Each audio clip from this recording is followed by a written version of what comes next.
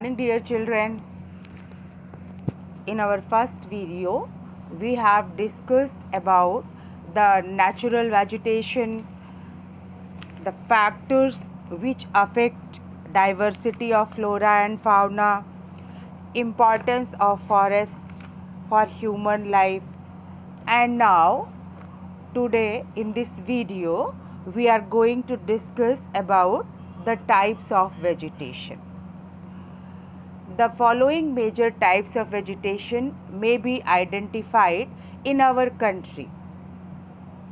The first one is tropical evergreen forest, and the second one is tropical deciduous forest. Third is tropical thorn forest and scrubs, and fourth one is montane forest, and fifth is mangrove forest. Let's discuss the first one, tropical evergreen forest. Tropical evergreen forest.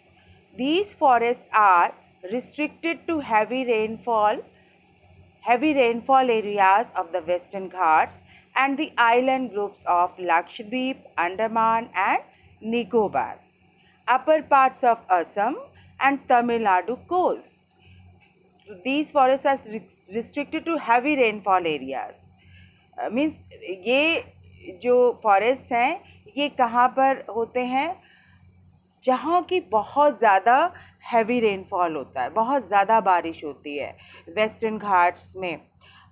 और इसके साथ साथ जो island groups हैं जैसे Lakshadweep, Andaman and Nicobar, Assam के जो अपर parts हैं, इसके अलावा तमिलनाडु कोस्ट, यहाँ पर ट्रॉपिकल एवरग्रीन फॉरेस्ट हम पाए जाते हैं। And they are at their best in areas having more than 200 centimeter of rainfall with a short dry season. तो ये जहाँ पर 200 सेंटीमीटर्स रेनफॉल होती है एनुअली, है ना, और वहाँ पर शॉर्ट ड्राई सीज़न होता है, वहाँ पर उन एरियाज़ में हम देखते हैं इन फॉरेस्ट को वहाँ पर पाए जाते हैं। The trees reach great heights up to 60 meters or even above. अब यहाँ पर जो ट्रीज़ होते हैं वो उनकी हाइट 60 मीटर्स तक की हाइट होती है या इससे भी ज़्यादा हो सकती है. Since the region is warm and wet throughout the year, it has a luxuriant vegetation of all kinds, trees, shrubs and creepers, giving it a multi-layered structure. तो ये जो ट्रीज़ हैं, है ना, इनकी हाइट अप टू 60 मीटर्स हो सकती है, इससे अबव भी हो सकती है. अब क्योंकि ये रीजन्स जो हैं वो वार्म होते हैं और वेट होते हैं पूरे साल भर, तो it has a luxuriant vegetation of all kinds. Means luxuriant vegetation means rich vegetation, है ना, कि यहाँ पर बहुत ज़्यादा वेजिटेशन, तरह तरह की वेजिटेशन देखने को मिलती हैं, तरह तरह की वनस्पतियाँ देखने को मिलती हैं, abundant वेजिटेशन देखने को मिलती है. Okay, end of all kinds, trees, shrubs, है ना, बहुत सारे पेड़ होते हैं जिसमें कि श्रब्स, झाड़ियाँ वगैरह या कंटीले पेड़ होते हैं, और इसके साथ creepers giving it a multi-layered structure. Creepers means, what do I understand by creepers? Creepers means any plant that grows along the ground, around another plant or up a wall by means of extending stems और branches. अपनी branches और stems को extend करने के लिए ये जो है किसी वॉल के सहारे, या कि जिनको हम कह सकते हैं लताएं, है ना, जो लटकने वाले पौधे होते हैं, दैट आर कॉल्ड क्रीपर्स.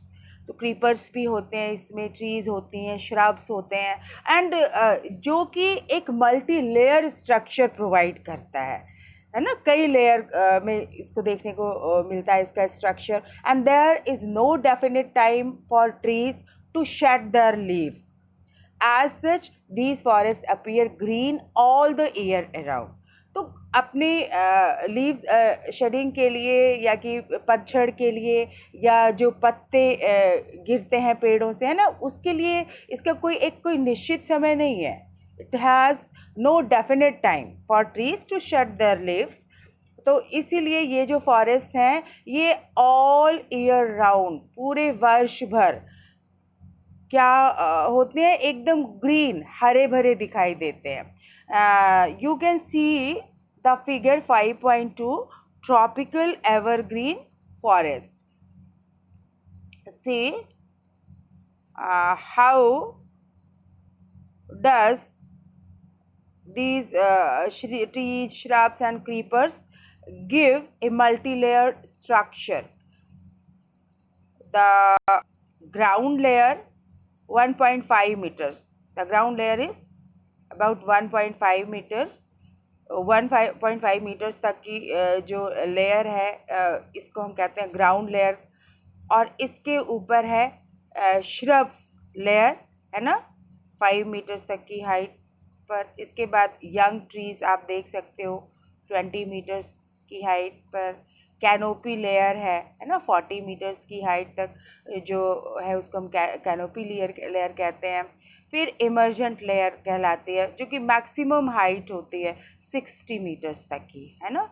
तो हम देख सकते हैं कि किस तरह से मल्टी लेयर, हमको यहाँ पर मल्टी लेयर्ड स्ट्रक्चर देखने को मिलता है। Now see the map types of vegetation, figure 5.3, natural vegetation, and study the given map for the forest cover and try to find the reason as to why certain states have more forest area as compared to others, है ना। तो यहाँ पर आप देख सकते हो इस मैप में कि किस तरह से ये जो शो करे सिंबल्स की, ये डार्क ग्रीन एरियाज जो हैं ये जो है ट्रॉपिकल एवरग्रीन फॉरेस्ट हैं यहाँ पर, ये कहलाते हैं। जैसे ये वेस्टर्न घाट्स है, इधर तमिलनाडु कोस्ट है, इधर वेस्ट बंगाल, और ये नॉर्थ ईस्टर्न रीजन्स जो हैं, है ना, यहाँ पर ट्रॉपिकल एवरग्रीन फॉरेस्ट पाए जाते हैं। ट्रॉपिकल डिसिडुअस फॉरेस्ट ये जो रीजन है ना, this region is known as, है ना, tropical ever for tropical deciduous forest, है ना। तो यहाँ पर ट्रॉपिकल डिसिडुअस फॉरेस्ट मिलते हैं। फिर इसके बाद ये जो रीजन है, these are mountain forest are found here. यहाँ पर माउंटेन फॉरेस्ट पाए जाते हैं because this is a mountainous region, है ना। That's why the forest are known here as montane forest. Then after that mangrove forest, this is the in this region mountain forests, mangrove forests are found here and in this region in Odisha and in the deltaic region.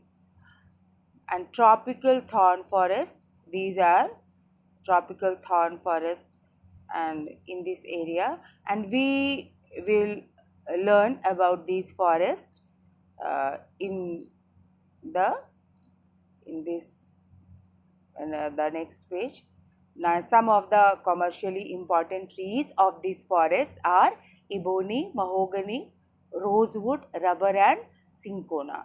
तो ये जो tropical evergreen forest हैं, इसमें जो commercially important trees इसके कौन कौन से हैं जो कि व्यापारिक दृष्टिकोण से यहाँ पर पाए जाते हैं, उनका कॉमर्शियली पर्पस के होते हैं, जैसे कि इबोनी, महोगनी, रोजवुड, रबर और cinchona. The common animals found in these forest are elephant, monkey, lemur and deer. One horn rhinoceroses are found in the jungles of Assam and West Bengal. And besides these animals, plenty of birds, bats, sloths, scorpions and snails are also found in these jungles. Now you can see the common animals found in these forests and the plenty of birds like bats, sloths, scorpions and nails are also found in these jungles. And now our next one is tropical deciduous forest. tropical deciduous forest. What do you understand by deciduous? Deciduous क्या होता है? Deciduous means shedding its leaves annually. वो trees जो कि साल भर में एक बार अपने पत्तों को शेड करते हैं, लीव्स को शेड करते हैं, मतलब गिराते हैं, जिसको हम पतझड़ कहते हैं. And these are the most wide spread forest of India. They are also called the monsoon forests and spread over the region receiving rainfall between 200 centimeter and 70 centimetres. तो इनको हम मानसून फॉरेस्ट भी कहते हैं. और ये कहाँ पर स्प्रेड होते हैं? उस रीजन में जहाँ पर कि रेनफॉल होती है 2 सेंटीमीटर और 70 सेंटीमीटर के बीच में. Trees of this forest type shed their leaves for about 6 to 8 weeks in dry summer.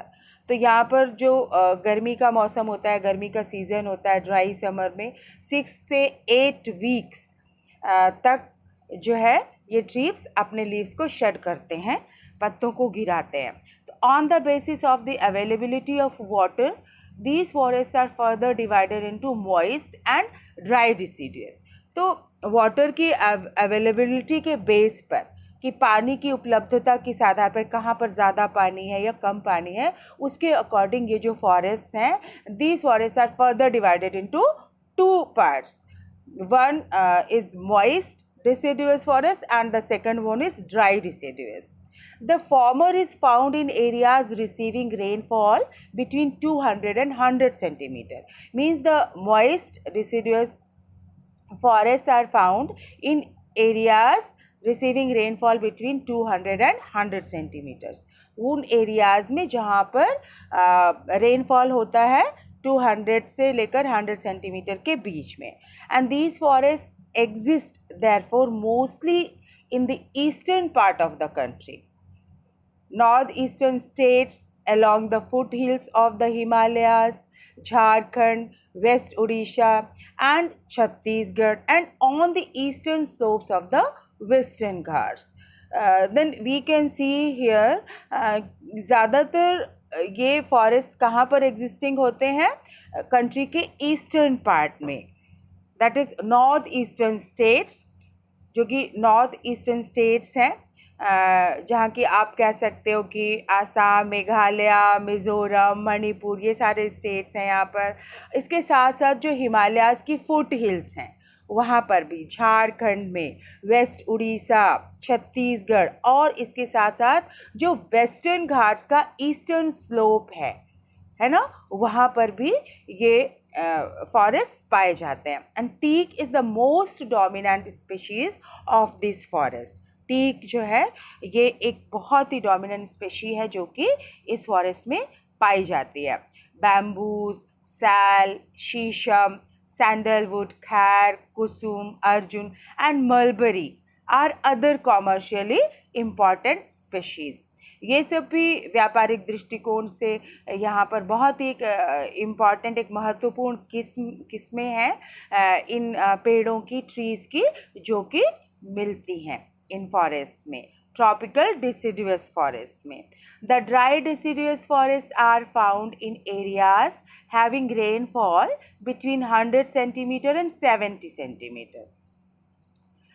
And ये जो deciduous forests हैं ये कहाँ पर मिलते हैं? आपने देखा कि moist deciduous forests are found in the areas receiving rainfall between 200 and 100 centimeter. And the dry deciduous forests are found in areas having rainfall between 100 centimeter and 70 centimeter. These forests are found in the rainier parts of the peninsular plateau and the plains of Bihar and Uttar Pradesh. अब ये जो forest हैं, जो peninsular plateau है ना, वहाँ पर जहाँ पर बारिश होती है वहाँ पर पाए जाते हैं. आप कह सकते हो कि जैसे जो पेनिनसुलर प्लेट्यू में जहाँ पर बारिश होती है जिन प्लेसेस पर, इसके अलावा बिहार में बिहार के प्लेन्स में, यूपी के प्लेन्स में पाए जाते हैं. And there are open stretches in which teak, sal, peepal and neem grow. Open stretches होते हैं ना, खुला हुआ मैदान होता है, पार्ट होता है, जहाँ की टील, साल, पीपल और नीम ग्रो होते हैं. A large part of this region has been cleared for cultivation and some parts are used for grazing. तो एक बहुत बड़ा पार्ट जो है इस रीजन का वो क्लियर कर लिया जाता है कल्टीवेशन के लिए, और जो कुछ पार्ट्स हैं उन पर ग्रेजिंग की जाती है. They are use for grazing for cattles. जानवरों को चराया जाता है उस लैंड पर. And in these forest the common animals found are lion, tiger, pig, deer and elephant, and huge variety of birds, lizards, snakes and tortoises are also found here. Now we will see the next one, the thorn forest and scrubs.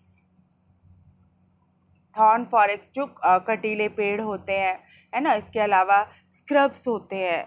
And what do you mean by scrubs, और what is the difference between shrubs and scrubs?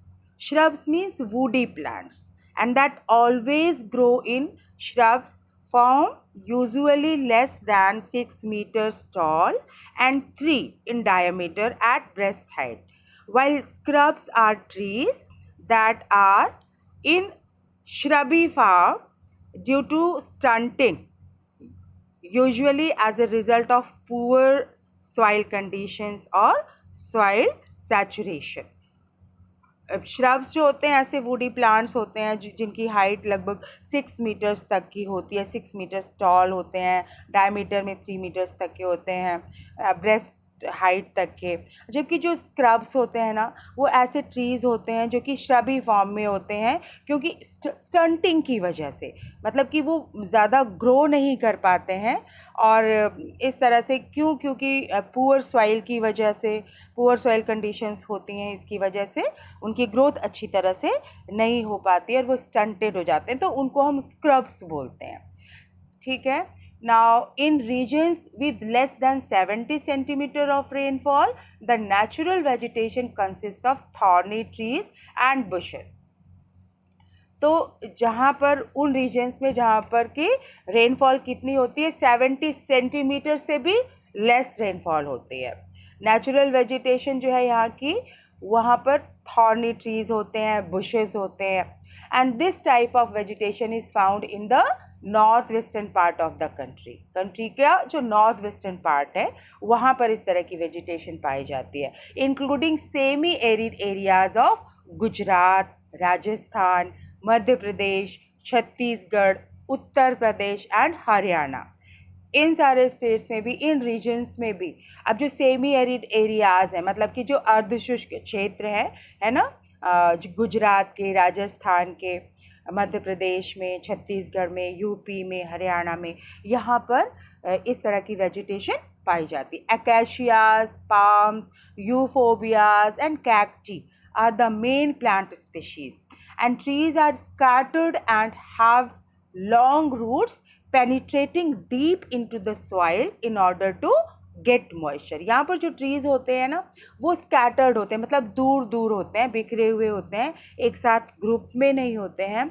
और इनके जो roots होते हैं ना, वो long roots होते हैं जो कि अंदर तक, है ना, सॉइल के अंदर, काफ़ी अंदर तक मॉइस्चर की खोज में वो फैले हुए होते हैं. जहाँ पर उनको मॉइस्चर मिलता है वहाँ तक वो फैले रहते हैं, पेनिट्रेटिंग होते हैं गहराई तक.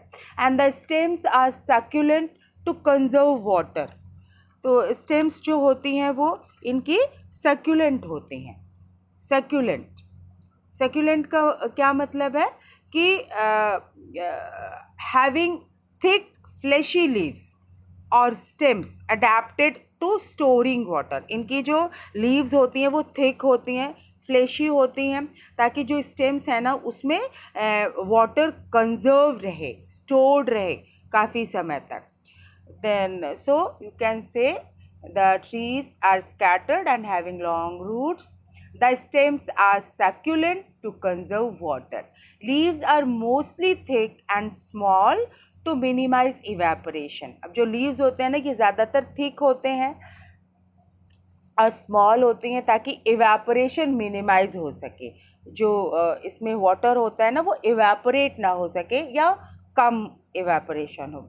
And these forest give way to thorn forest and scrubs in arid areas.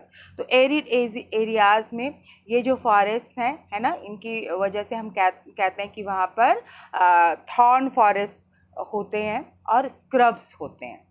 In these forests, the common animals are rats, mice, rabbits, fox, wolf, tiger, lion, wild ass, horses, and camels. All these animals are found in these forests.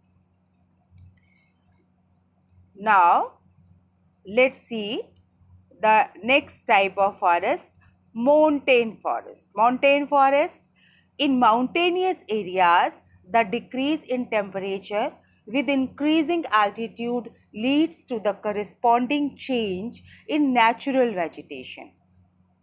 Mountainous areas में temperature की decrease की जैसे जैसे हम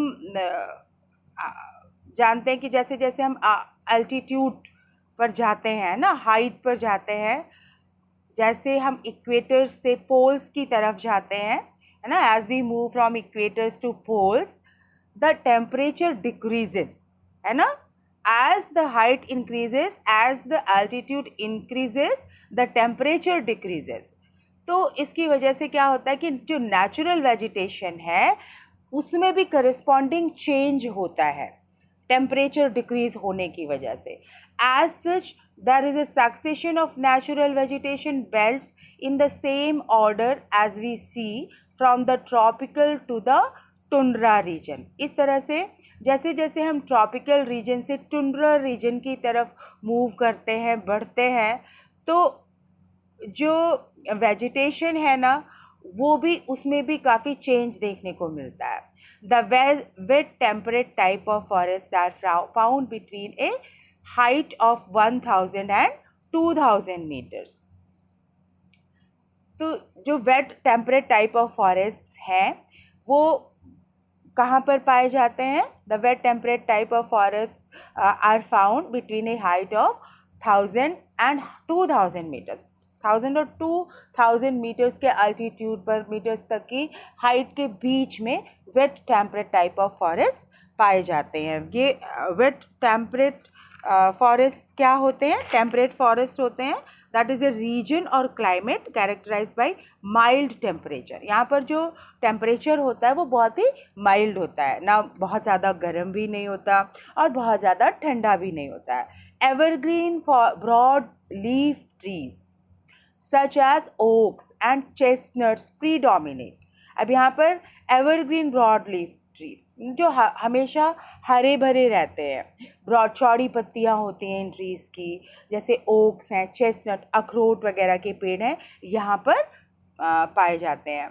between 1500 and 3000 meters, temperate forests containing coniferous trees like pine, deodar, silver fir, spruce and cedar are found.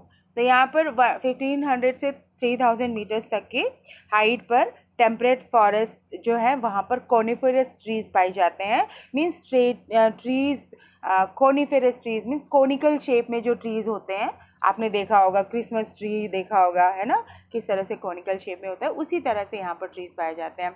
जैसे हम pine trees कह सकते हैं, देवदार, सिल्वर फर, स्प्रूस और सीडर ट्रीज, ये सब यहाँ पर मिलते हैं. And these forest cover mostly the southern slopes of the Himalayas.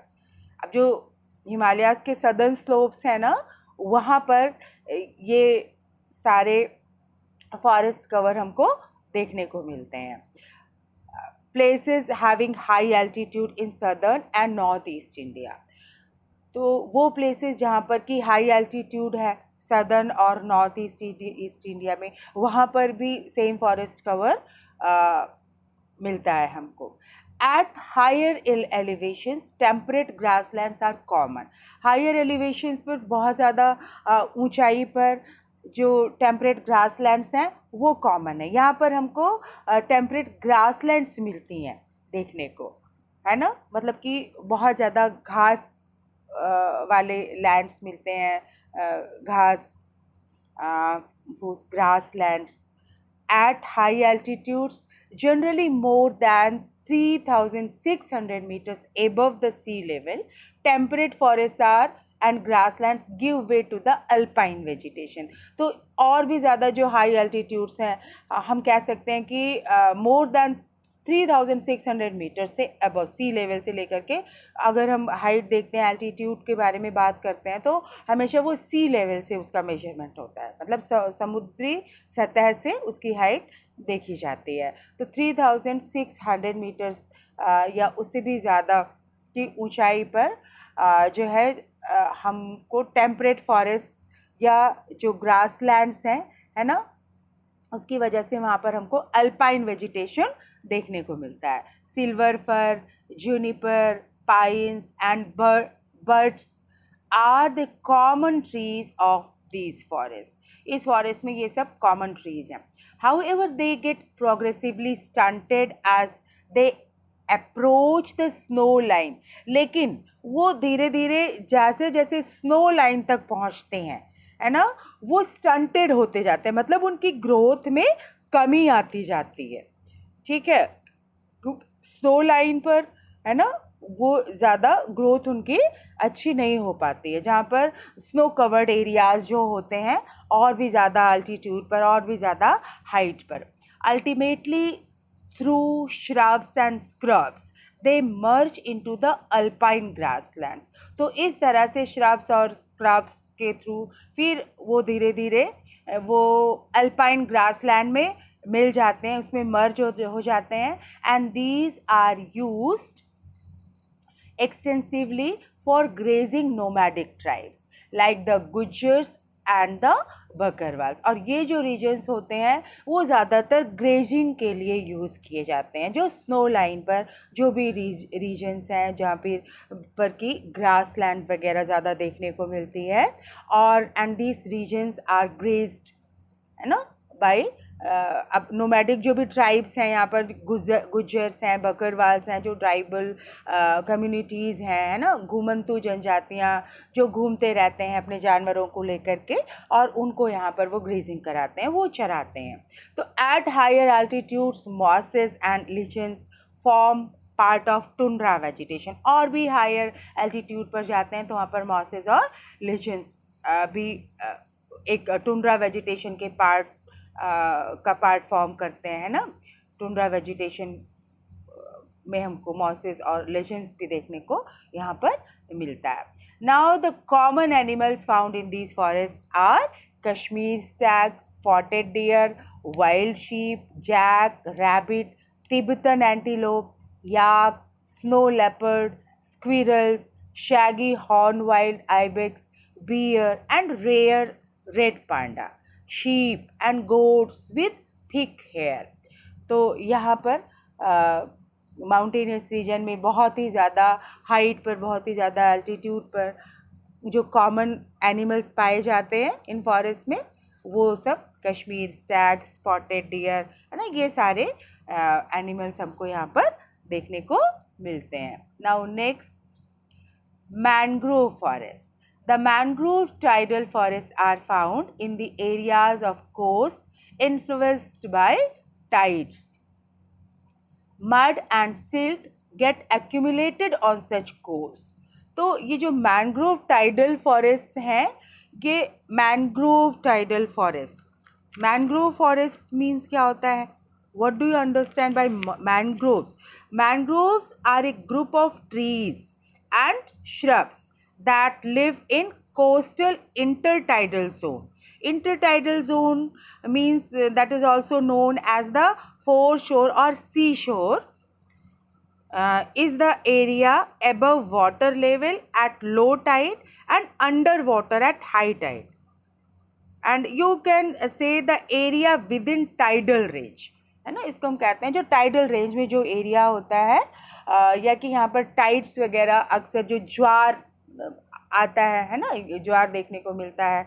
Tides, यहाँ पर बहुत ज़्यादा टाइड्स का इन्फ्लुएंस होता है इन एरियाज में। And burn mud and silt get accumulated. तो इस तरह से जो कोस्ट है यहाँ पर, वहाँ पर मड और सिल्ट वो एक्यूमुलेटेड होते हैं, उनका एक्यूमुलेशन होता है।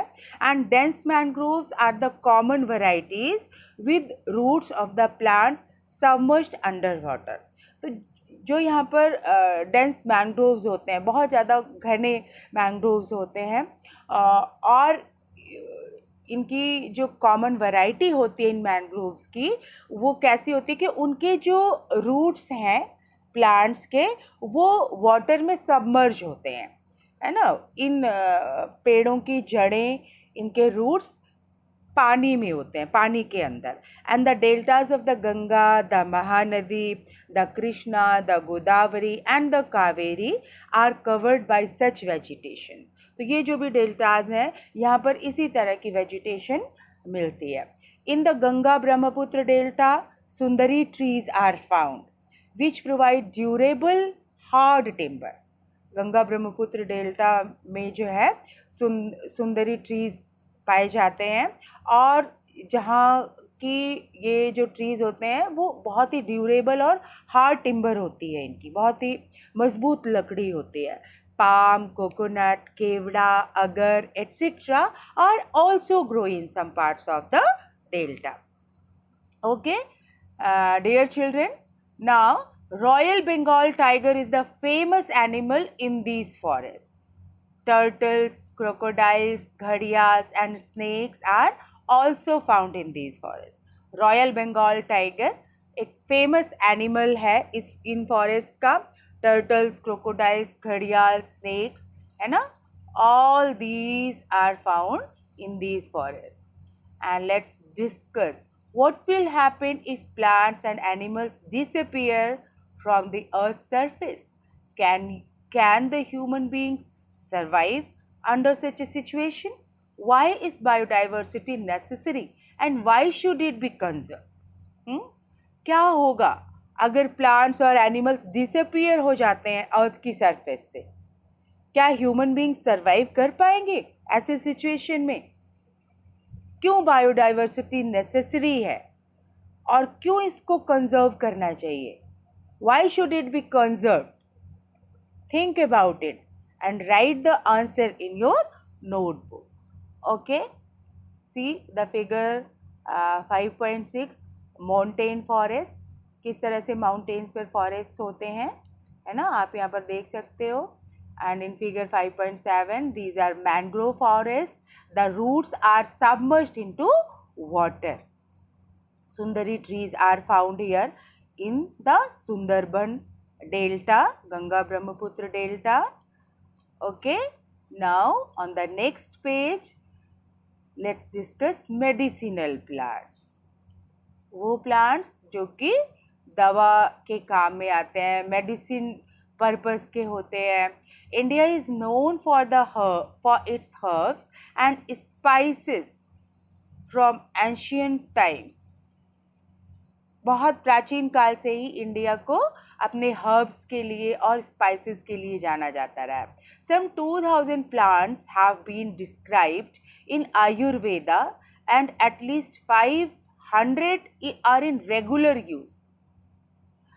The World Conservation Union's Red List has named 352 medicinal plants, of which 52 are critically threatened and 49 endangered. अब जो वर्ल्ड की कंजर्वेशन यूनियन रेड लिस्ट है उसमें 352 मेडिसिनल प्लांट्स के नाम दिए गए हैं, जिसमें से कि 52 जो है वो क्रिटिकली थ्रेटेंड है और 49 इंडेंजर्ड है, मतलब कि खतरे में है। मतलब कुछ स्पीशीज ऐसी हैं जो कि इंडेंजर्ड हैं, कुछ एक्सटिंक्ट हो गई हैं। कुछ कॉमनली यूज्ड प्लांट्स जो हैं इंडिया में वो कौन से हैं? फर्स्ट वन इज सर्पगंधा, है ना। यहाँ पर sarpagandha is used to treat blood pressure. Blood pressure की ट्रीटमेंट के लिए ये यूज़ होता है sarpagandha, and it is found only in India, सिर्फ इंडिया में ही। तो आपने इससे पहले डिस्कस किया था हमने अबाउट द एंडेमिक और इंडिजिनस स्पेशीज, है ना, the plants which are found in our own country, in India, that is called indigenous species, है ना. तो sarpagandha is also an indigenous species और endemic plant. Okay. Jamun, the juice from the ripe fruits is used to prepare vinegar, which is carminative and diuretic and has digestive properties. The powder of the seed is used for controlling diabetes. Okay, children? ये जो juice है जामुन का, इसके पके हुए जामुन का, वो use होता है विनेगर प्रिपेयर करने के लिए. सिरका बनाया जाता है इसका, जो कि कार्मिनेटिव होता है और ड्यूरेटिक होता है. कार्मिनेटिव और ड्यूरेटिक.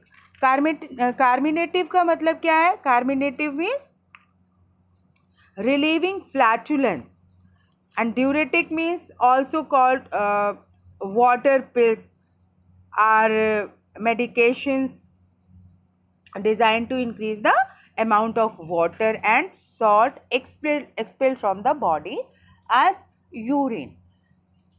इसकी डाइजेस्टिव प्रॉपर्टीज़ भी होती हैं. इसका जो पाउडर है सीड का, that is use for controlling diabetes, है ना. डायबिटीज़ कंट्रोल के लिए कंट्रोल करने के लिए यूज़ होता है. Now Arjun, the fresh juice of leaves is a cure for year एक. कानों में जो दर्द होता है ना, उसके क्योर के लिए इसके लीव्स बेनिफिशियल होते हैं. And it is also use to regulate blood pressure, BP को रेगुलेट करने के लिए, है ना, बीपी को कंट्रोल करने के लिए, इसको मेंटेन करने के लिए, to maintain the rate of speed, है ना, ऑफ ब्लड प्रेशर. तो इट इज़ यूज अर्जुन, है ना. You may have seen these trees of Arjun. आपने देखा होगा कि यहाँ पर आप टाटा और आरोग्य धाम में आप देखते होंगे कि मंदाकिनी रिवर के किनारे, मंदाकिनी नदी के किनारे बहुत सारे अर्जुन के पेड़ लगे हुए हैं, है ना. तो now next one is babul. Leaves are used as a cure for eye sore and its gum is used as a tonic. तो आई सोर्स के लिए यूज़ होता है, बबूल के लीव्स यूज़ होते हैं. और इसके अलावा इसकी जो गोंद होती है बबूल की, वो एक टॉनिक की तरह से यूज़ की जाती है.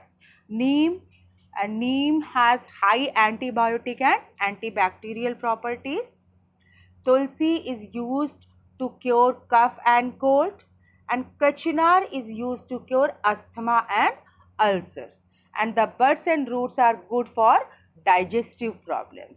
तो कचनार की भी जो बड्स होती हैं, इसकी जो कलियां होती हैं, रूट्स होते हैं, वो डाइजेस्टिव प्रॉब्लम्स में यूजफुल होते हैं.